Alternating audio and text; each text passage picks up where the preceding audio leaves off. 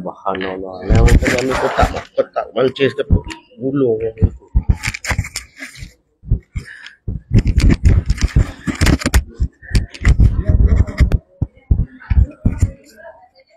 Bukan.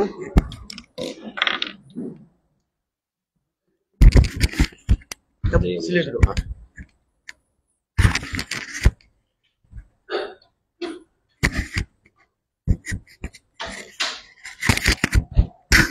Dua-duanya dipasang. Dua-dua.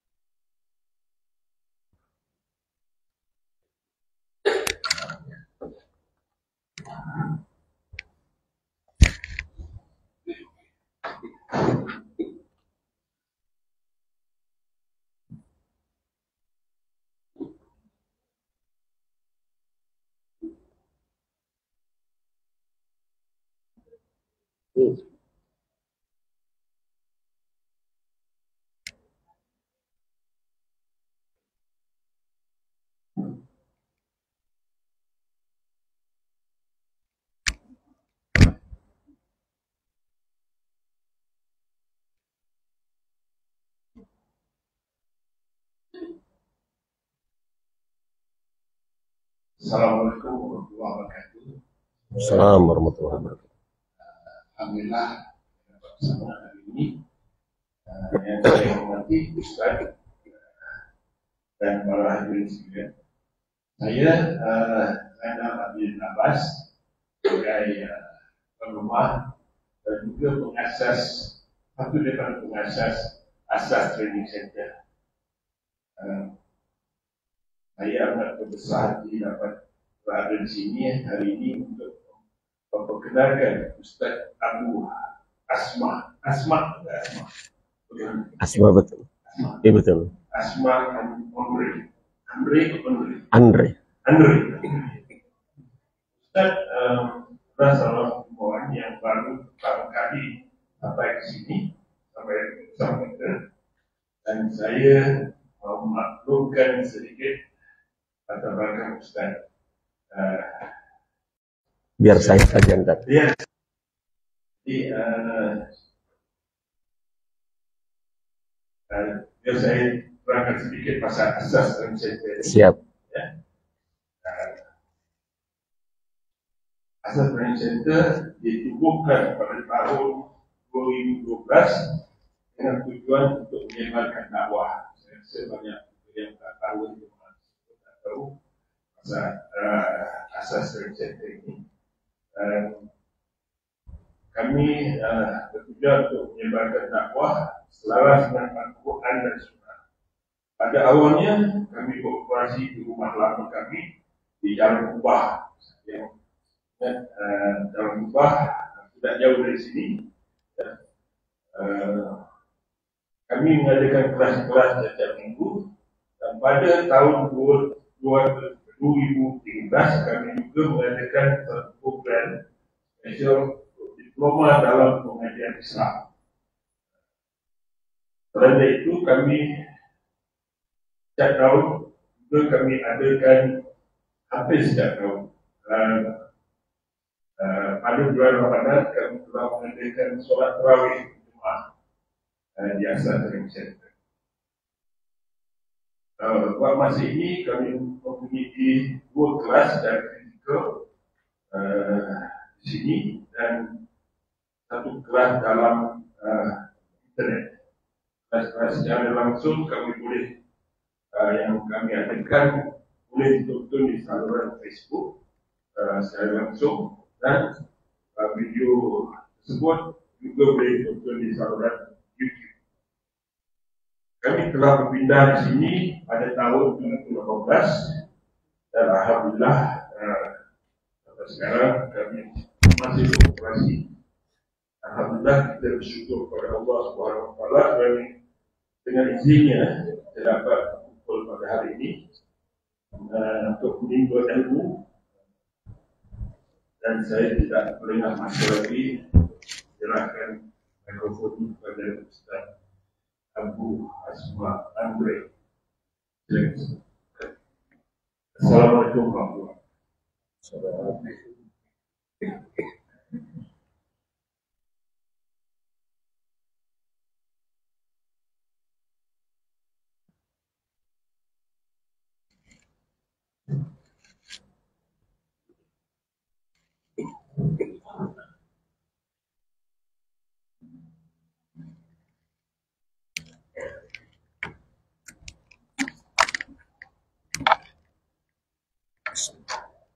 Bismillah. Assalamualaikum warahmatullahi wabarakatuh. Alhamdulillah. Alhamdulillah hamdan katsiran thayyiban barakan fih kama yuhibbu rabbuna wa yarda. Wa asyhadu an la ilaha illallah wahdahu la syarikalah. Wa asyhadu anna Muhammadan abduhu wa rasuluhu la nabiyya ba'da ma ba'du. Raditu billahi rabbah wa bil islami dina wa bi Muhammad nabiyya wa rasulah. Segala puja dan puji kita panjatkan kepada Allah Subhanahu wa taala, Rabb semesta alam, yang telah memberikan kepada kita teramat banyak sekali nikmat, nikmat Islam, nikmat iman, nikmat sehat walafiat, dan nikmat pada hari ini Allah Subhanahu wa taala pertemukan kita di Asas Training Center, dan kita meminta kepada Allah Subhanahu wa taala mudah-mudahan pertemuan kita ini pertemuan yang Allah Subhanahu wa taala cintai, dan apabila nanti kita berpisah, perpisahan yang Allah Subhanahu wa taala ridhoi, dalam keadaan semakin bertambah baik, bertambah ilmu, bertambah iman, dan bertambah amal-amal soleh. Allahumma amin. Jemaah rahimani wa rahimakumullah, bapak-bapak, ibu-ibu yang saya hormati, ada satu hal yang menggembirakan atas kita yang hadir pada kesempatan hari ini. Mudah-mudahan insya Allah hal yang menggembirakan tersebut itu berdasarkan sabda Nabi kita Nabi Muhammad alaihi salatu wassalam, di mana beliau pernah mengatakan, mayuridillahu bihi khairan yufaqqihu fiddin. Siapa yang diinginkan kebaikannya oleh Allah Subhanahu wa taala, maka Allah Subhanahu wa taala akan menjadikan hamba tersebut hamba yang memahami agamanya, yakni agama Islam. Maka apa yang kita kerjakan, kita lakukan, aktivitas kita di pagi hari ini, pada hakikatnya adalah usaha untuk memahami agama Allah Subhanahu wa taala. Dan mudah-mudahan ini tanda-tanda kebaikan atas kita. Dan kita juga berharap sebagaimana yang disabdakan oleh Rasulullah Shallallahu Alaihi Wasallam, di mana beliau pernah berkata, "Man salaka tariqan yaltamisu fihi ilman." Siapa yang berjalan, menempuh perjalanan, mengambil sebab-sebab untuk menuntut ilmu, maka akan Allah Subhanahu wa taala permudah jalannya menuju ke surga. Mudah-mudahan apa yang kita kerjakan di kesempatan pagi hari ini, yang pertama merupakan tanda kebaikan yang Allah Subhanahu wa taala kehendaki pada diri kita. Dan yang kedua, mudah-mudahan dengan aktivitas kita di kesempatan pagi hari ini merupakan salah satu dari sekian banyak cara untuk memudahkan langkah kita menuju surga Allah Subhanahu wa taala. Allahumma amin. Dan sebagaimana yang dikatakan oleh sahibul bait, tuan rumah yang terhormat, saya memang baru berkesempatan satu kali hadir di Asas Training Center pada kesempatan kali ini. Tetapi seingat saya ini kesempatan saya yang ketiga kali datang ke Malaysia, memenuhi undangan dari ayah saya, Adi Negara, berziarah menjumpai beliau. Adapun kalau ke Malaysia dalam rangka transit, entah sudah berapa kali saya juga agak lupa. Transit kalau mau menuju ke Tanah Haram, Mekah ataupun Madinah, saya agak lupa. Sudah beberapa kali saya transit di Kuala Lumpur khususnya. Nama saya sebenarnya Andre Harahap. Dari Harahap nampak jelas bahwasanya saya orang Sumatera Utara. Harahap adalah salah satu marga di Sumatera Utara. Padang Sidempuan, Tapanuli Selatan.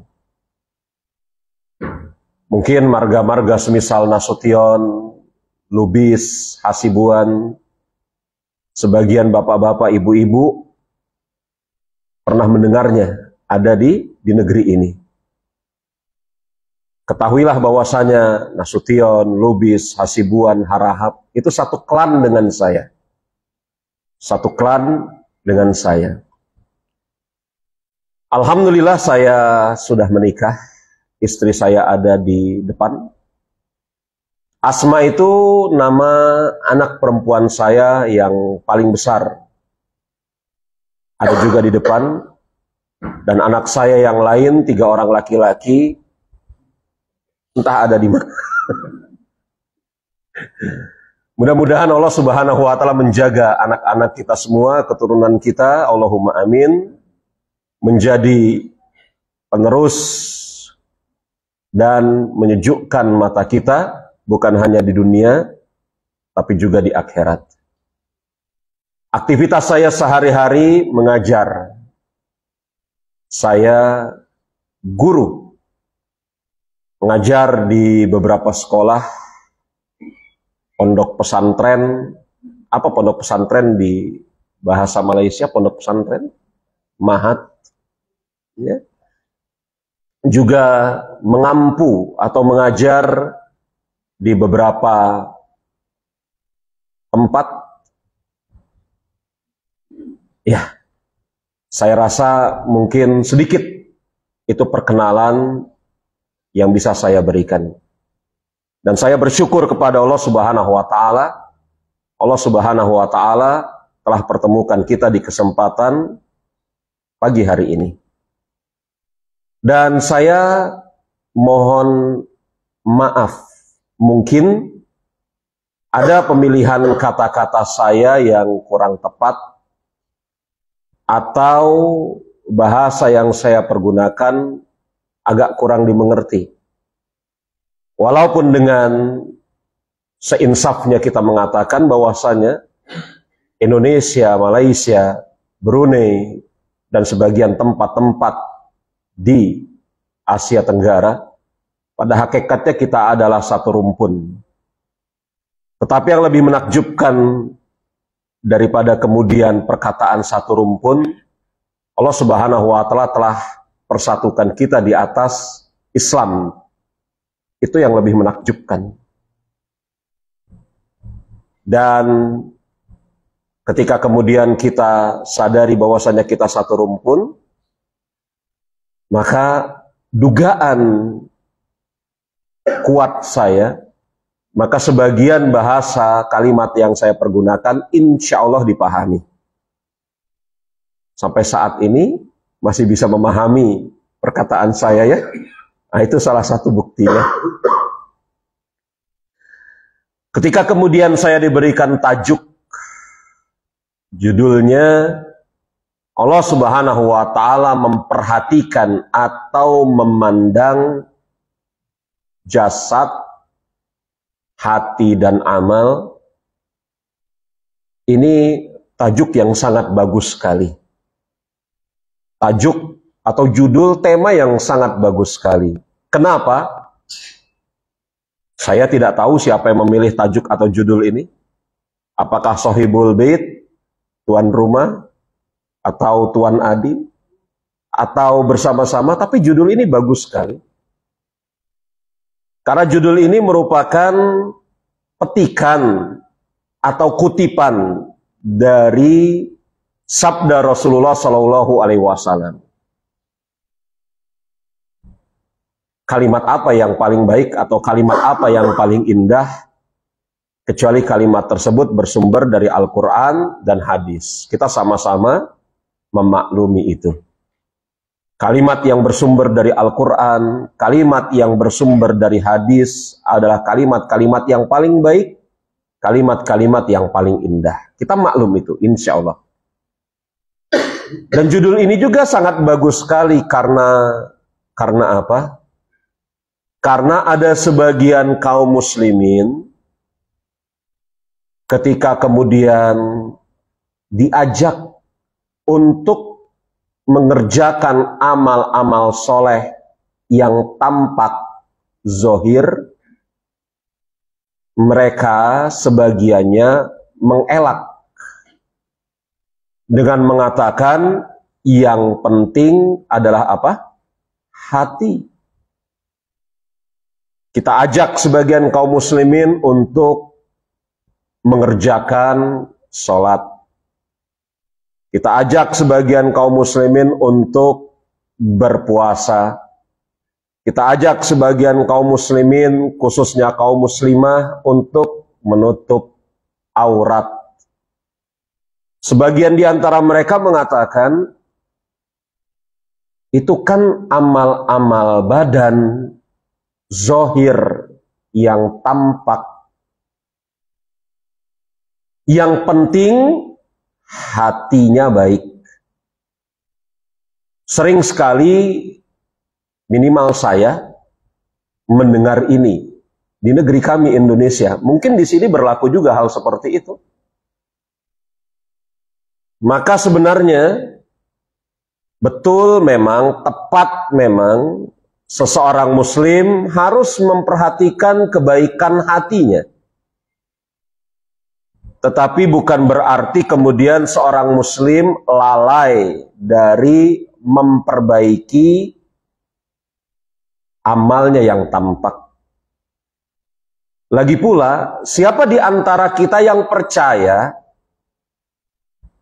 ketika kemudian ada seorang pencuri, mencuri harta, kemudian ditangkap. Setelah diinterogasi, ditanya-tanya, dia mengatakan, yang penting hati saya baik, Pak Polisi, walaupun kemudian saya mencuri. Siapa di antara kita yang percaya alasan ini? Siapa di antara kita yang bisa menerima alasan ini? Yang penting hati saya baik, Pak Polisi. Walaupun saya mencuri, walaupun saya merampok, berzina, ataupun yang semisalnya. Siapa di antara kita yang percaya akan alasan seperti itu? Maka syariat Islam selain menekankan atau memfokuskan terhadap perbaikan hati, juga kemudian menekankan dan memfokuskan terhadap perbaikan amaliyah anggota badan. Bahkan kalau kemudian tuan-tuan dan nyonya-nyonya, bapak-bapak dan ibu-ibu memperhatikan rukun Islam 5, maka yang kedua, ketiga, keempat, kelima, bukankah itu amaliyah anggota badan, yakni amal? Rukun Islam ada 5 sebagaimana kita maklum. Salat, puasa, zakat, dan haji. Bukankah itu semua amaliyah anggota badan? Bahkan mengucapkan kalimat syahadat, asyhadu alla ilaha illallah wa asyhadu anna muhammadan abduhu wa rasuluhu, itu pun amaliyah anggota badan, amaliyah lisan. Sehingga tidak benar perkataan yang penting hati, amal itu nggak perlu. Dan kalau kemudian kita belajar akidah, insyaallah ta'ala kita akan mengetahui bahwasanya lalai atau tidak memperdulikan amaliyah anggota badan itu merupakan bagian dari penyimpangan di dalam agama Islam. Firqah atau kelompok atau sekte yang seperti itu dikenal dengan nama sekte Murji'ah, yang tidak memperdulikan atau lalai dari amaliyah anggota badan. Di awal saya katakan tajuk ini bagus sekali karena terambil dari sabda Rasulullah Shallallahu Alaihi Wasallam dari sahabat Abu Hurairah radhiyallahu anhu. Abu Hurairah radhiyallahu anhu, beliau mengatakan, bersabda Rasulullah Shallallahu Alaihi Wasallam, Innallaha la yanzuru ila ajsamikum wa la yanzuru ila ajsadikum walakin yanzuru ila qulubikum wa a'malakum. Rawahu Muslim. Dalam hadis yang dikeluarkan oleh Imam Muslim, Rasulullah Shallallahu Alaihi Wasallam bersabda, sesungguhnya Allah Subhanahu Wa Taala tidak melihat kepada jasad-jasad kalian, sebagaimana Allah Subhanahu Wa Taala tidak melihat kepada warna-warna kulit kalian. Jadi Allah Subhanahu Wa Taala tidak melihat apakah kita ini tinggi atau pendek. Sebagaimana Allah Subhanahu Wa Taala juga tidak melihat apakah kita ini berkulit putih, berkulit merah, coklat, atau hitam. Sebagaimana juga Allah Subhanahu Wa Taala tidak melihat apakah kita ini memiliki paras yang cantik atau kurang cantik menurut sebagian orang. Betul itu. Perkataan cantik atau kurang cantik, tampan atau kurang tampan. Kalau kurang cantik biasanya dikatakan jelek ya. Kalau kurang tampan biasanya dikatakan jelek juga, betul ya. Saya menghindari perkataan jelek. Cantik atau kurang cantik, tampan atau kurang tampan, karena itu sebenarnya penilaian relatif. Penilaian relatif. Karena Allah Subhanahu Wa Taala menciptakan kita semua fi ahsani taqwim, dalam keadaan yang sebaik-baiknya. Jadi berasalkan dari penciptaan Allah, maka kita ini adalah makhluk yang sempurna, yang paling baik secara orang per orangnya. Allah Subhanahu wa taala mengatakan seperti itu kok. Fi ahsani taqwim. Jadi dia mengatakan dia itu cantik, dia itu tampan, dia itu jelek. Itu kan ucapan manusia. Tetapi Allah Subhanahu wa taala telah memaklumkan bahwasanya dia menciptakan manusia dalam keadaan ahsani taqwim. Sebaik-baik bentuk rupa. Allah Subhanahu wa taala tidak melihat itu semua. Sebagaimana Allah Subhanahu wa taala tidak melihat apakah dia ini berasal dari bangsa atau negeri yang berbeda dengan yang lain, tidak. Kemuliaan bisa diperoleh oleh siapa saja. Tidak memperhatikan warna kulit, mancung atau pesek ya. Apa di sini? Ini, penyet. Kalau mancung, maklum kalau mancung ya. Kalau kami nyebutnya pesek. Tidak memperhatikan apakah warna kulitnya putih, merah atau hitam. Buktinya Bilal bin Abi Rabbah. Siapa yang nggak kenal di antara kita Bilal bin Abi Rabbah? Sahabat Rasulullah Shallallahu Alaihi Wasallam berkulit hitam. Orang Habasyah yang sampai pertengahan abad kemarin, orang-orang Habasyah atau kita kenal pada hari ini Ethiopia, itu adalah bangsa yang diperbudak oleh bangsa-bangsa yang lain sampai pertengahan abad kemarin, sampai sekitar tahun 1950-an, bangsa yang diperbudak oleh bangsa-bangsa yang lain. Tinggi kurus hitam, rambutnya seperti ini, ya keriting bulat-bulat. Yang kalau secara penampakan dilihat oleh orang kebanyakan tidak enak untuk dipandang. Tetapi bukankah Bilal bin Abi Rabbah adalah orang yang didengar suara terompahnya kasutnya di surga oleh Rasulullah Shallallahu Alaihi Wasallam? Lalu bagaimana dengan raja-raja Romawi, raja-raja Persia, yang mereka berkulit putih, berhidung mancung, yang bagi sebagian orang penampilannya tampan, lagi cantik. Raja-raja Romawi, raja-raja Persia yang tidak menerima agama Islam ini, di mana letak mereka? Lihat. Maka yang benar memang firman Allah Subhanahu wa taala. Bahwasanya yang paling dekat kedudukannya dengan dia yakni Allah Subhanahu wa taala adalah atqakum. Yang paling bertakwa. Allah Subhanahu wa taala tidak melihat kepada jasad kita, fisik kita, rupa kita, enggak. Walakin akan tetapi kata Rasulullah sallallahu alaihi wasallam, yanzuru ila qulubikum. Allah Subhanahu wa taala melihat kepada hati kita.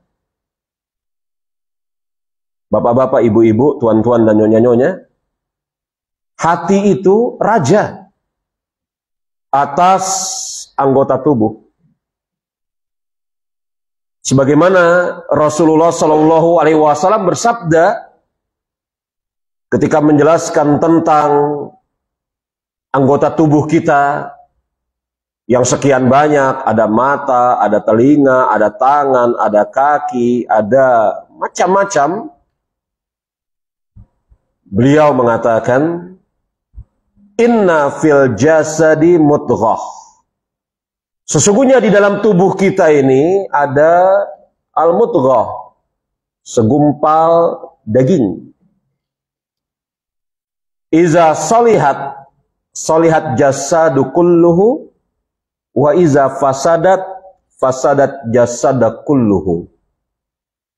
Apabila segumpal daging itu baik, maka akan berdampak, berakibat kepada kebaikan seluruh anggota tubuh.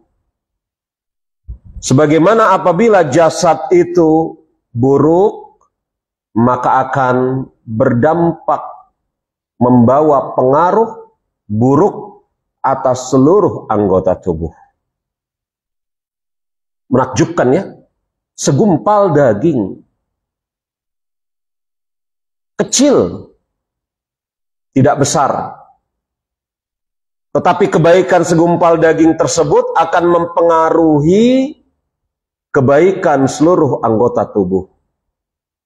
Sebagaimana keburukan daging tersebut akan membawa pengaruh kepada keburukan seluruh anggota tubuh. Rasulullah SAW menjelaskan, ala wahiyya qalb. Ketahuilah bahwasanya segumpal daging tersebut adalah hati. Maka hati ini adalah raja atas seluruh anggota tubuh. Kebaikan yang dimiliki oleh hati akan membawa pengaruh terhadap seluruh anggota tubuh. Sebagaimana keburukan yang ada di dalam hati akan membawa pengaruh kepada seluruh anggota tubuh. Contoh, kita berikan contoh. Keburukan yang ada di dalam hati, semisal hati gelisah, tidak tenang. Saya tidak berbicara keburukan hati dalam perkataan makna penyakit hati lever, enggak begitu ya. Oh, hatinya ada penyakit, obatnya pergi ke dokter, bukan itu. Ya. Hatinya gelisah, tidak tenang. Apa yang terjadi ketika seseorang yang hatinya gelisah, tidak tenang ini mengerjakan sholat? Sholatnya enggak khusyuk. Sholatnya terburu-buru, hilang tumakninahnya. Lihat bagaimana kemudian keburukan hati membawa pengaruh yang sangat besar, signifikan atas amal anggota tubuh. Sebagaimana kebaikan hati juga membawa pengaruh yang signifikan terhadap anggota tubuh. Membawa pengaruh yang besar. Tapi ada hal yang menarik, bapak-bapak, ibu-ibu, jemaah rahimani wa rahimakumullah, dari ucapan Rasul tersebut. Bahwasanya beliau mengatakan, di dalam tubuh ada segumpal daging, yang apabila kemudian daging itu baik, akan membawa pengaruh baik, pengaruh positif, terhadap seluruh anggota tubuh. Dan sebaliknya, apabila segumpal daging itu buruk, akan membawa pengaruh buruk, jelek, negatif terhadap seluruh anggota tubuh. Segumpal daging itu hati, kata Rasul. Ini kan menunjukkan bahwasanya amaliyah anggota badan yang tampak itu merupakan cerminan dari hati. Bukankah seperti itu? Amaliyah anggota tubuh yang tampak itu merupakan cerminan dan pengaruh dari hati. Kalau kita perumpamakan dengan umpama yang mungkin bisa kita sederhanakan, andai kata jasad itu kita umpamakan sebagai teko atau ceret. Teko, maklum, teko atau ceret. Kemudian hati itu adalah air yang menempati ceret tersebut. Maka apakah masuk di logika kita air yang keluar dari ceret putih bersih, sedangkan isi ceretnya air yang kotor? Masuk logika? Tidak. Air yang keluar dari mulut teko, ujung ceret, itu merupakan air yang berasal dari dalam ceret itu sendiri. Maka amaliyah anggota tubuh yang tampak,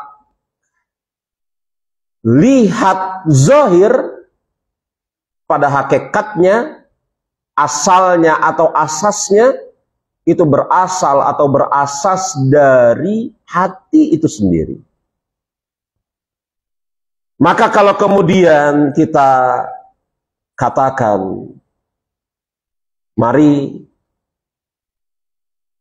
ayo kita mengerjakan amal-amal soleh, yang penting hati, hatinya baik walaupun tidak mengerjakan amal-amal soleh, maka ini suatu hal yang mencurigakan. Kalau tidak mau kita katakan ini suatu kedustaan. Karena kalau hatinya baik, maka akan berkonsekuensi lazim, amaliyahnya juga akan menjadi baik. Allah Subhanahu wa Ta'ala melihat kepada hati-hati kalian dan amal-amal kalian. Maka dari hadis ini, sabda Rasulullah SAW yang seperti ini, kita bisa mendapatkan banyak sekali pelajaran. Di antara pelajarannya adalah harus wajib bagi kita memperhatikan dan memperbaiki hati kita. Dan yang menariknya, mungkin ini akan datang dalam bentuk pertanyaan. Maka sebelum ditanyakan, saya antisipasi dengan menjawabnya. Saya bukan tukang ramal, sehingga mengetahui akan apa yang mau ditanya. Tetapi mungkin, karena tajuk-tajuk atau materi-materi seperti ini, tajuk-tajuk atau materi-materi seperti ini, maka biasanya akan datang pertanyaan yang serupa. Misalnya pertanyaannya seperti ini, Ustaz, ya, amaliyah hati kan banyak, betul. Ada tawakal, ada sabar, ada qanaah, ada apa lagi? Ikhlas, ada apa lagi? Yakin. Banyak ya amaliyah hati ya. Semuanya itu amaliyah hati. Maka dari amaliyah hati tersebut, mana yang harus lebih didahulukan? Semua amaliyah hati baik. Tetapi kalau kemudian diberikan pertanyaan mana yang harus didahulukan, yang menjadi fokus kita di dalam usaha memperbaikinya. Kalau kemudian kita bisa memperbaiki seluruhnya, kita bisa menata diri kita supaya lebih sanggup bersabar. Oh, itu bagus sekali. Kita bisa menata diri kita, hati kita, supaya dari hari ke hari bertambah yakin. Bertambah yakin akan kebesaran Allah Subhanahu wa Ta'ala dan yang semisalnya. Dari hari ke hari kita bisa menata diri kita agar betul-betul bertawakal kepada Allah Subhanahu wa Ta'ala. Kalau bisa semuanya bagus.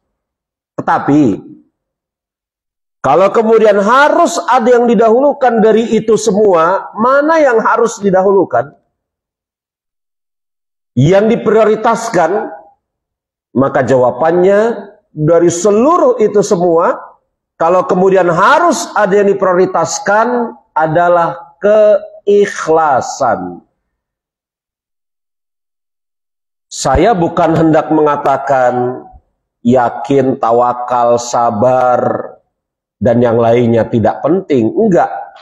Tidak seperti itu ya. Tetapi kalau kita ditanyakan dan dihadapkan kepada mana yang harus lebih kita didahulukan, keikhlasan. Kenapa? Karena ikhlas merupakan satu dari dua syarat seseorang dikatakan sebagai muslim, atau satu dari dua syarat amal ibadah seseorang diterima oleh Allah Subhanahu wa taala. Saya katakan, karena keikhlasan merupakan satu dari dua hal yang merupakan syarat seseorang dikatakan muslim, atau satu dari dua hal yang merupakan syarat seseorang diterima amal ibadahnya. Syarat seseorang dikatakan muslim apa? Dia mengucapkan kalimat syahadat asyhadu alla ilaha illallah wa asyhadu anna Muhammadan abduhu wa rasuluhu. Kalau dia awalnya tidak beragama Islam, atau na'udzubillah min zalik, awalnya dia Islam kemudian kafir, keluar dari agama Islam, na'udzubillah, kemudian hendak masuk ke dalam agama Islam, maka wajib atas dia mengucapkan dua kalimat syahadat. Ini insya Allah ta'ala kita maklum. Kalimat asyhadu alla ilaha illallah wa asyhadu anna Muhammadan abduhu wa rasuluhu itu kalimatul ikhlas, kata Imam Ibnu Rajab. Kalimatul tauhid, kalimatul ikhlas. Insya Allah ta'ala guru-guru, pembimbing-pembimbing yang di sini, yang juga mengajar, memberikan kuliah di Asas, ya, berat dugaan saya pernah menyampaikan hal yang seperti ini. Kalimatul tauhid itu kalimatul ikhlas, kalimatul syahadat. Kalimat syahadat itu kalimatul ikhlas. Kalimatul tauhid. Kenapa kalimat asyhadu alla ilaha illallah wa asyhadu anna Muhammadan abduhu wa rasuluhu dikatakan sebagai kalimat ikhlas? Karena seseorang yang mengucapkan kalimat tersebut, dia ikhlas Allah Subhanahu wa taala sebagai Rabbnya, sebagaimana dia ikhlas Muhammad alaihi salatu wassalam sebagai nabinya. Bukankah bapak-bapak, ibu-ibu, tuan-tuan dan nyonya-nyonya sering mendengar pembimbing-pembimbing, ustaz-ustaz menyebutkan raditu billahi rabba wa bil islami dinah wa bi Muhammad nabiyya wa rasulah. Aku ridho, aku ikhlas Allah sebagai Rabbku, Islam sebagai agamaku. Sebagaimana juga aku ridho, aku ikhlas Muhammad itu sebagai nabi dan rasulku. Sering mendengar kalimat ini? Alhamdulillah. Maka kalau datang pertanyaan mana yang harus lebih didahulukan? Ikhlas. Kita tidak mengatakan yang lain tidak penting, penting. Tapi kalau kemudian mana yang harus difokuskan? Ikhlas dari seluruh amal hati.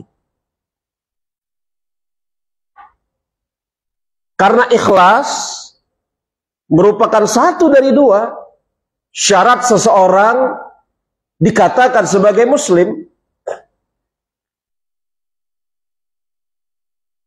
Karena ikhlas merupakan satu dari dua syarat amal ibadah yang dikerjakan oleh seseorang diterima.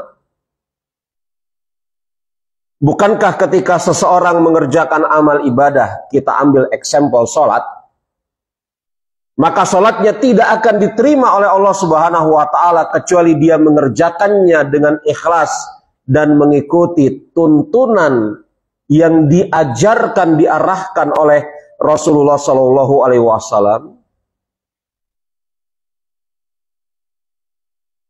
Ikhlas merupakan satu dari dua. Ikhlas dan mengikuti tuntunan syariat Allah dan Rasulnya, baru diterima ibadah tersebut. Sebagaimana Allah Subhanahu wa ta'ala mengatakan, "Faman kana yarju liqa'a rabbih falyamal 'amalan sholihan wa la yusyrik bi ibadati rabbih ahada." Siapa yang hendak berkeinginan berjumpa dengan Allah Subhanahu wa ta'ala, maka hendaklah dia mengerjakan amal soleh. Dan ketika dia mengerjakan amal soleh tersebut, Dia tidak persekutukan amalnya dengan siapapun juga. Amal soleh, amal yang sesuai dengan syariat Allah dan Rasulnya. Tidak mempersekutukan Allah dengan apapun, itulah ikhlas di dalam beribadah. Maka kalau datang pertanyaan dari seluruh amaliyah hati, mana yang harus lebih didahulukan, maka jawabannya ikhlas. Bagi jemaah dan berat dugaan saya, insyaallah ta'ala, sudah atau sedang mempelajari buku Riyadhus Shalihin. Riyadhus Shalihin yang disusun oleh Imam An-Nawawi. Hadis yang jadi tajuk dari kuliah kita di pagi hari ini. Kan judul kuliah kita di pagi hari ini, Allah memandang kepada hati dan amal. Sebagaimana yang saya ungkapkan tadi, itu merupakan potongan dari hadis Rasulullah SAW. Hadis itu kalau kita urut lihat dalam buku Riyadhus Shalihin Imam Nawawi, itu dibawakan oleh Imam Nawawi di dalam kitab Riyadhus Shalihin bab ikhlas di dalam beramal. Kalau saya tidak silap, kalau tidak lupa, itu hadis dibawakan Imam Nawawi dalam Riyadhus Shalihin, kalau tidak urutan ke-7, ke-8. Tetapi di bab ikhlas dalam ibadah. Cermati bagaimana Imam Nawawi menyebutkan tentang ikhlas dan membawakan hadis tersebut. Ini kan isyarat dan membenarkan apa yang tadi saya ungkapkan. Dari seluruh amaliyah hati, maka yang paling utama untuk dibenahi oleh kita sebagai seorang muslim adalah keikhlasan. Ini bukan berarti yang lain tidak penting. Yang lain penting, tapi ini yang paling penting, dan mudah-mudahan dengan sebab itu Allah Subhanahu wa Ta'ala permudah kita untuk membenahi amaliyah hati yang lain. Baik itu yakin, tawakal, sabar, dan yang selainnya. Yang apabila amaliyah hati ini menjadi baik, maka akan berdampak baik juga atas amaliyah anggota badan. Allahu a'lam bissawab. Nampaknya lewat 5 menit dari waktu yang ditetapkan. Mungkin ada tanya jawab, saya persilahkan. Kita buka kalau ada tanya jawab. Silahkan. Bagaimana sistem tanya jawabnya? Pakai kertas atau langsung?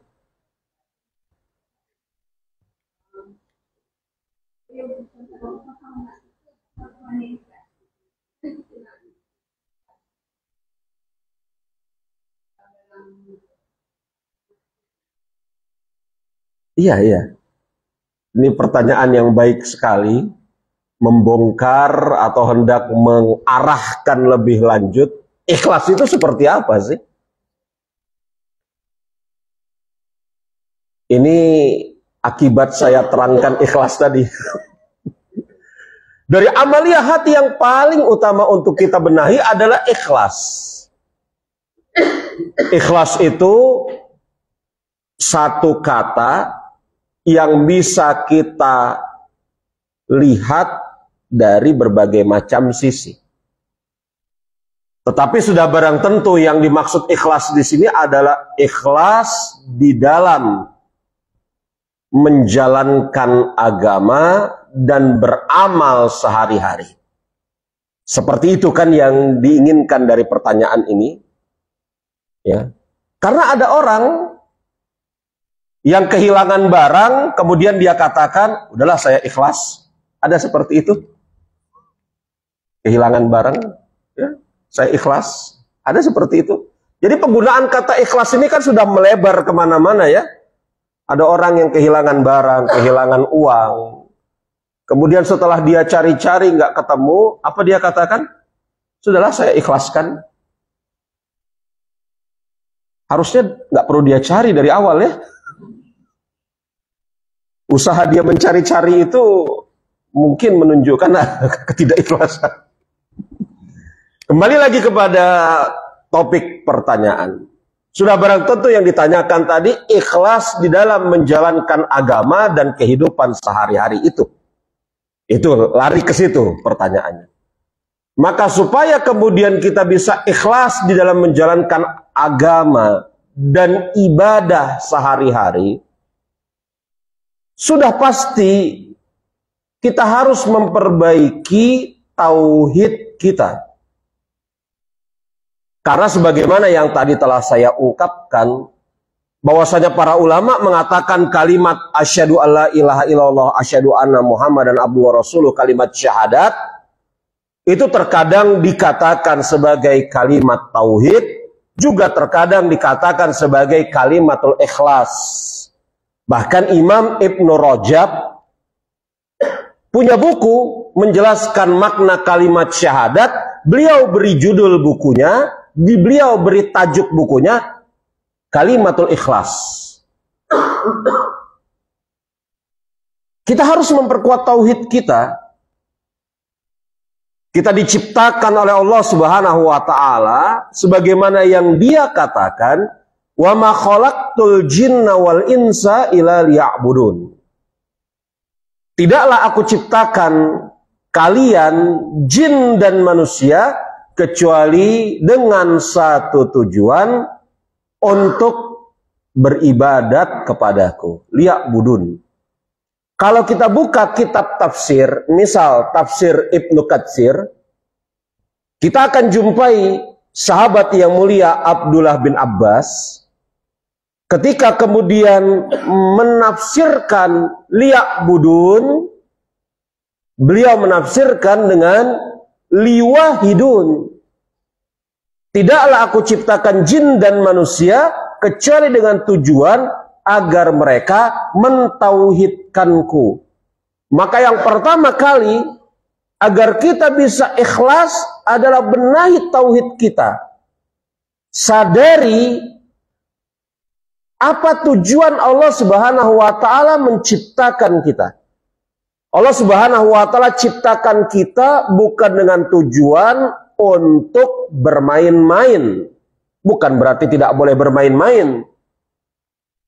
Tapi kalau waktu habis untuk bermain-main, seperti ada, saya agak kurang paham. Mungkin di sini juga ada kalimat-kalimat seperti itu. Kita ini hidup untuk makan atau makan untuk hidup? Ada kalimat seperti itu menyebar di sini? Apa jawabannya? Kita itu hidup untuk makan atau makan untuk hidup? Apa jawabannya? Kalau seorang muslim jawabnya apa? Kita ini hidup untuk makan atau makan untuk hidup? Makan untuk hidup, bukan hidup untuk makan. Makan untuk hidup.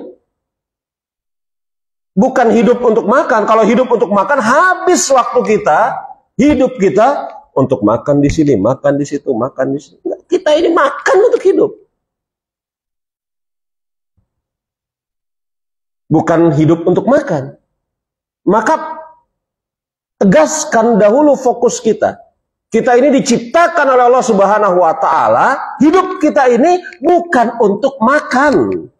Hidup kita bukan untuk bermain-main.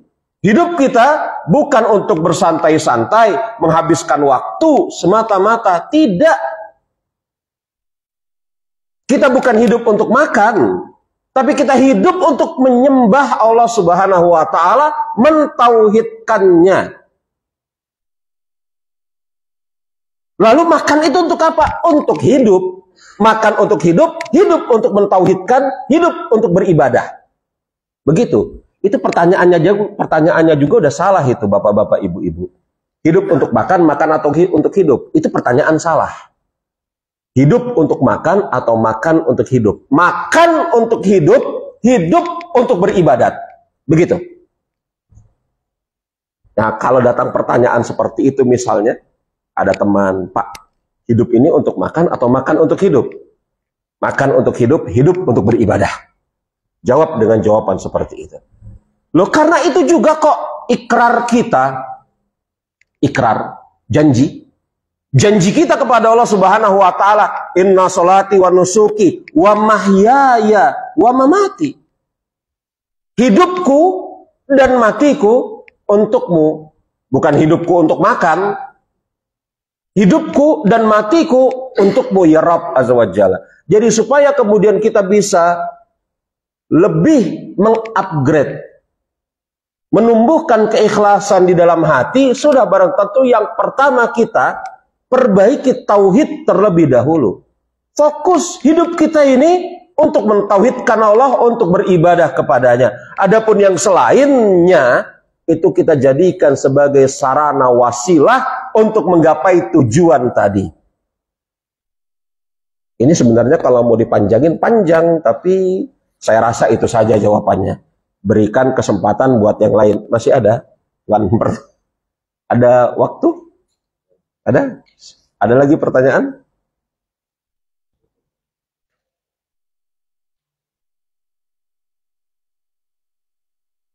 Ada?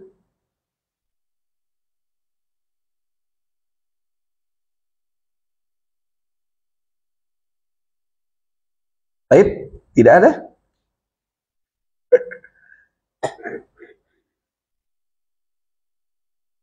Sudah cukup? Gimana? Kita cukupkan sampai di sini? Ya.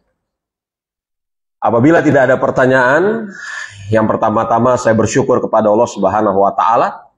Allah Subhanahu wa taala telah mempermudah saya, menakdirkan kita semua berkumpul di pertemuan yang insya Allah taala membawa barokah ini, insya Allah taala. Dan mudah-mudahan apa yang kita lakukan pada kesempatan hari ini menambah timbangan amal kebaikan bagi saya, kita semua, terutama juga khusus bagi penyelenggara, tuan rumah, Ustadz Adi dan yang lainnya. Dan apabila ada perkataan-perkataan saya atau gestur gerak tubuh saya yang barusan tadi saya lakukan agak kurang berkenan, ya, maka saya mohon agar dibukakan pintu maaf seluas-luasnya. Kita tutup dengan mengucapkan subhanakallahumma wa bihamdika asyhadu an la ilaha illa anta astaghfiruka wa atubu ilaik wa akhiru da'wana alhamdulillahirabbil alamin. Assalamualaikum warahmatullahi wabarakatuh.